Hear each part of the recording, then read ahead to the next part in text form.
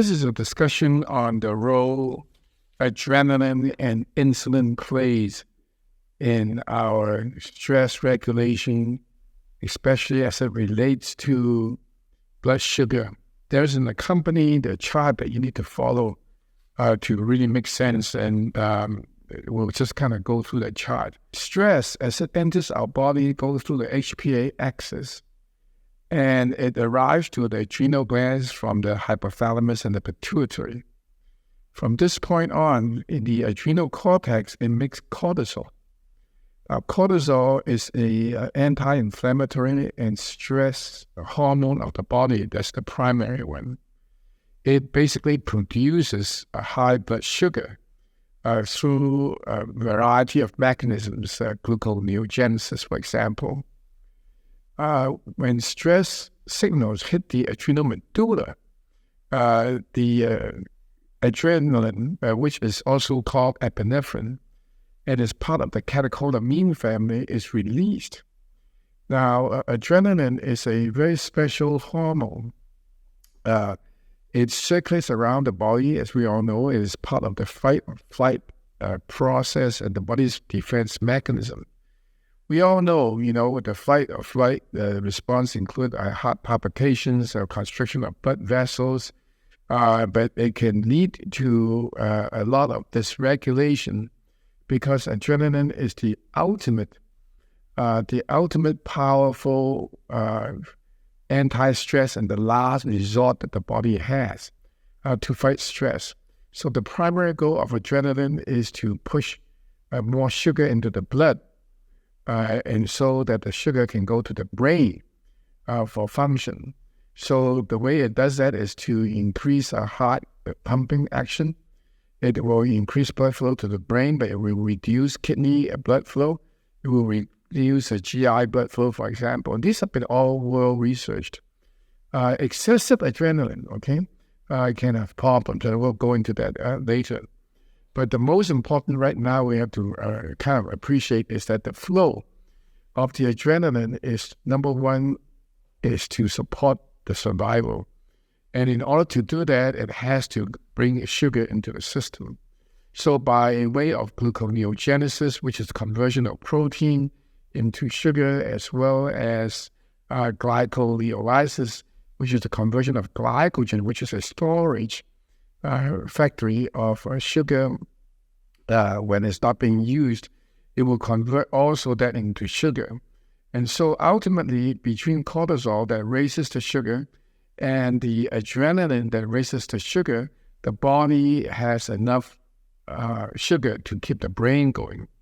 Of course, when you're under stress, there's a tendency to be have more hunger, for example.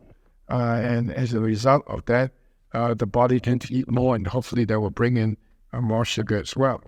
So in this process, the body has this survival mechanism pretty well planned out. And so this is what the body does. Okay. Now, let's look a little deeper. From the increase in blood sugar, what happens, the next step, is that sugar in the body is controlled by insulin. Insulin's reaction or action is to push the sugar into the cells in order to reduce the blood sugar in the bloodstream, but increase sugar in the fat cells, especially for ATP mitochondrial functions, for us to run away from stress, and in the case of the brain, to give us some more alertness and focus. Now, increase in insulin will then, under normal circumstances, will reduce the high blood sugar that is caused by adrenaline back down to normal. And this usually is a very short period of time, maybe a few minutes or at most a few hours. It's designed to help us survive, and then the moment that the stress is gone, the adrenaline should reduce and the insulin output will reduce as well. This is the way it's designed. Now, in the modern society, because of chronic stress, we don't see the acute physical stress of running away. The situation is quite different. So in normal situations, the sugar is pushed from the bloodstream into the fat cells. And when that is done, then the insulin goes down, the blood sugar goes down as well, because it's being shunted into the fat cell, and we go on our life. Now, if the insulin secretion is too much, what happens is that the blood sugar becomes too low. Remember, the sugar is being pushed into the cell, the fat cells. And this may not show up in terms of absolute hypoglycemia, because the blood sugar may still be 70, 80, or 90, but relative to what it used to be or regular to normal, it is low. So the body has these subclinical hypoglycemia events that happen, and sometimes it can go down low. And oftentimes this happens after a meal, especially people report what is known as a food coma. Especially at 3 or 4 afternoon, when you eat at 1 o'clock, the sugar hits the gastric system, but then for 45 to 90 minutes. In fact, it hit it right away, but it hits a peak. Depends on how you eat, etc. And the insulin comes out from your pancreas. And if you have normal insulin, the postprandial hit the peak 1 to 2 hours, and then things kind of fall back down. If the insulin is too much, then the blood sugar can be low. Okay, it may not be absolutely low, but it will just be low on a relative basis. Now, the body reacts. Now, and everybody is different. And how does the body react? The body reacts thinking that, well, blood sugar is low, so I must be in danger. So there's a feedback loop into the adrenaline and into the adrenal medulla to ask it to put out more adrenaline.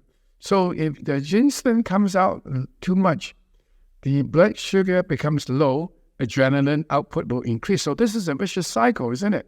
The adrenaline increase blood sugar, which causes the insulin to come up, which causes the blood sugar to go down, which causes more adrenaline to come up from the adrenal to stimulate the pancreas to make more insulin. So the cycles kind of repeat and keep going on and on and on.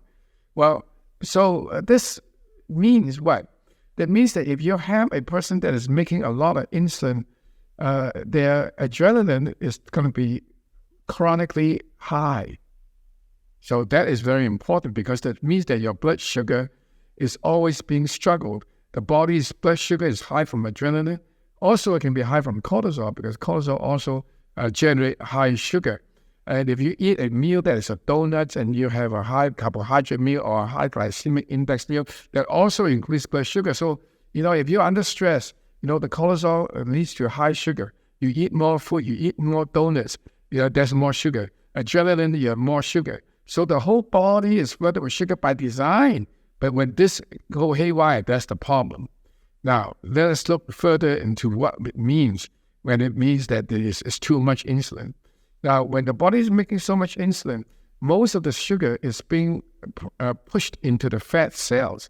Well, the fat cells are all over the place, including in the liver. And excessive sugar is stored inside the fat cells. But the fat cell has a storage capacity. The organ has a storage capacity. So, for example, the liver is store excessive sugar as fat in the form of triglyceride, for example. And of course, peripheral fat cell also has their own limit. And if you reach that limit of sugar storage, well, what happens is that it's almost like you have a hotel that the rooms are now full. There's no more room left. So if you have extra gas coming in, and the insulin is working very hard to push the gas into the hotel, or the sugar into the fat cells, the sugar cannot get in. So in the case of the liver, it will convert into triglyceride. For example, you will have fatty liver, for example, and you end up with syndrome X, with hypertension, high triglyceride, low HDL. But in the rest of the body, including the liver, this sugar has nowhere to go. So it spills back into the bloodstream. So as a result, you have high blood sugar.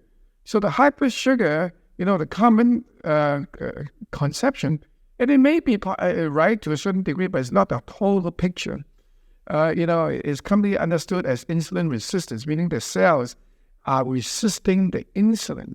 But nobody ever think about, well, the insulin is actually working too well. As a result, the sugar is reached the capacity in terms of storage and nowhere to go. And so this is a very fundamental change in the concept we understand about onset diabetes. The treatments are very, very different. If you keep giving insulin or enhancing drugs to enhance insulin action, you're just basically pushing more sugar into the fat if you don't change the diet. So even the best diet, if you have insulin resistant concept and you give insulin, eventually fail. And the risk of mortality does not really go down. So the only way you can really help this process, if it's a diabetes, for example, is a low-carb diet where you reduce the food intake of high glycemic food. You force the body into somewhat burning protein and fat instead of carbohydrates. But in terms of the insulin as it relates to stress, you can see now that cortisol, adrenaline, and insulin, these three play a very significant role in how the body modulates stress. A lot of people with stress will eventually have diabetes. A lot of people with stress with high adrenaline mode as a baseline. Well, in addition to what we talked about, the insulin complications from high adrenaline can also lead to the fight or flight response, which either can lead to heart palpitations, atrial fibrillation, PVCs in the brain, triggers ADD peripherally. It causes attention deficit syndrome plus hypertension. You have generalized anxiety disorder such as OCD, PTSD. We're going through the list.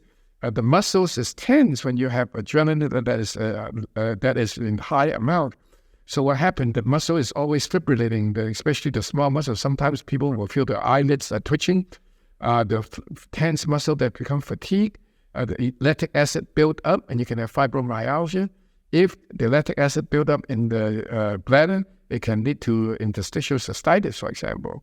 Other symptoms of adrenaline high includes restless leg, headaches of unknown origin, urinary incontinence, bad wetting, chronic interstitial cystitis we talked about, road rage. So there's a host of things, and some people are even tying in some form of autism and a chronic cough into this whole adrenaline issue. In summary, adrenaline, when it's high, is a big problem. Now, we know that the adrenal glands has the dual mechanism of helping us put up the stress. In the neuroendometabolic model thesis, we know there are 6 circuits that modulate how the body deals with stress. And cortisol is one of the main functions, and through the HPA axis, and we have to deal with that. If you deal with the cortisol, you don't deal with the adrenaline, is a problem, because at the tail end, when the cortisol compensation is reaching its max, then the adrenaline takes over. And adrenaline is the ultimate in control. But the sequelae of high adrenaline leading to high insulin eventually can lead to sugar imbalance and adult onset diabetes. So if you look at a person that is a high stress of diabetes, and they may have been internalizing a lot of emotions, they may look okay, they may be underweight, they may be normal weight, they may be overweight. A lot of people think of AODM, adult onset diabetes, is overweight, and that is correct because that is the food component. But there are also a lot of skinny people that also have diabetes. So how do you explain that? You see? So, in addition to the some insulin resistance, which I'm sure happens to a lot of cases, there is the separate component of excessive insulin production in the body that's never quite fully recognized or appreciated. So we really have to study that, and it's all tied in.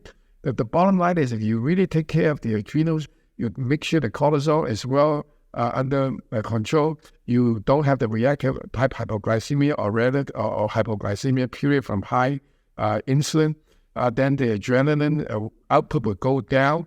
When the adrenaline output goes down, the whole body settles down, and you don't have the excessive spillover. Your liver is better, your triglyceride goes down, and your HDL will actually go up. You don't have the fatty liver. So these are all part of the clinical picture. And then, of course, the body will be more calm. You sleep better, the muscle tenseness goes away, you don't have fatigue. And so, you start with the adrenals and appreciate all the connections, I think you have a good handle. There are a lot of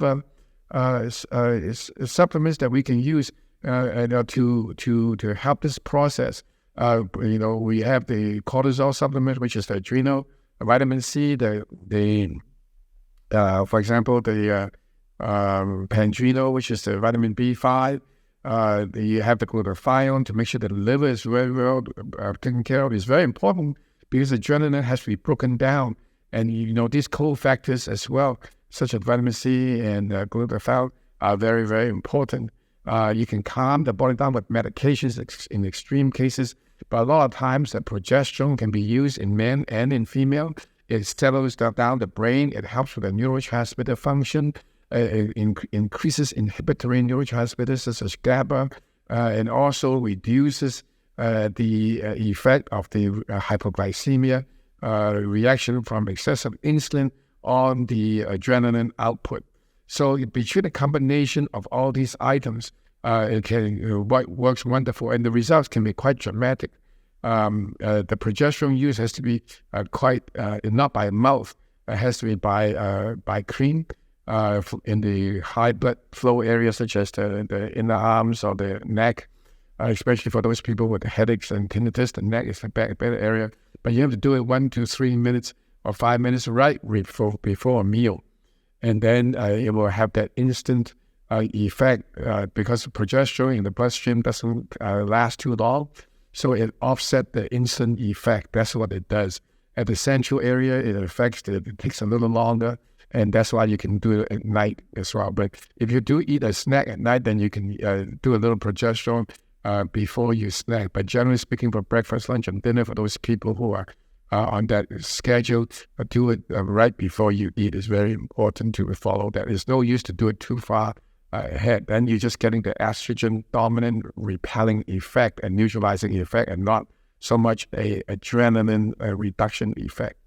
I hope this helps you. This is a very interesting topic, seldomly addressed, but as clinicians, we see this quite often. So don't be afraid to use some of these tools. Of course, the progesterone you have to be, there's some controversy, especially with people with breast cancer, if they are progesterone positive, whether it is safe. The conventional medicine will tell you that it is unsafe, but we don't find that clinically to be quite significant. Also, because of dosage, it varies from person to person. Use that as a gauge more so than the lab numbers, okay? And then we just have to go step by step. You can, for the people who are already in a very, very advanced adrenal fatigue, their body can be quite sensitive. So you can have paradoxical reactions for reasons we don't quite understand. You can have a estrogenic effect, which can happen in even normal people. So these are things you have to watch out for. I give you a general picture of the importance of adrenaline control. Of course, you can always use adrenal breathing to help with reducing sympathetic tone. Adrenaline, when it's high, is also called adrenaline dominant. We use the term reactive sympathetic reaction, and we are saying the same thing, okay? So because the catecholamine family of hormones and neurotransmitter starts from dopamine at the top level, it goes down to norepinephrine as the daughter chemically, and then it goes down to epinephrine, okay? So the mother of dopamine is actually tyrosine, the amino acid. So these are very, very strong, okay? So it gets stronger as it goes down the cascade, and it's weaker as you go up, so to say. So if you're in the ER and your blood pressure fell off the cliff, then you'll be given dopamine, for example. In adrenal fatigue, we see this all the time. When the cortisol finally gave out, the adrenaline and the norepinephrine, this chemical mother, basically come to the service. So when you have a lot of norepinephrine, you can have this heart throbbing, you feel this pumping, and then, for no good reason, you can have tinnitus, you can have a breathlessness when you go up a flight of steps. And if you have to, because of these catecholamines, they convert, norepinephrine is released in the brain, and it circulates in the brain. It's like an amphetamine. It causes anxiety and irritation, and it goes down to the heart and causes, as I said, throbbing and palpitations. But if you have too much, then some of it's going to convert into adrenaline or epinephrine, And that is what causes the heart fast rate, for example, and then the PVCs, and ultimately can be in atrial fib. So this cascade of neurotransmitters and neurotransmitter and hormone in the case of norepinephrine, and hormone in the case of epinephrine released from the renal medulla has significant wide-ranging effect. It's not so simple as what most people think. And also, okay, for most people, if it's a chronic, if it's an acute thing, come and go. Everybody has stress or a car accident. But if it's chronic, and this will just eat up your body over time.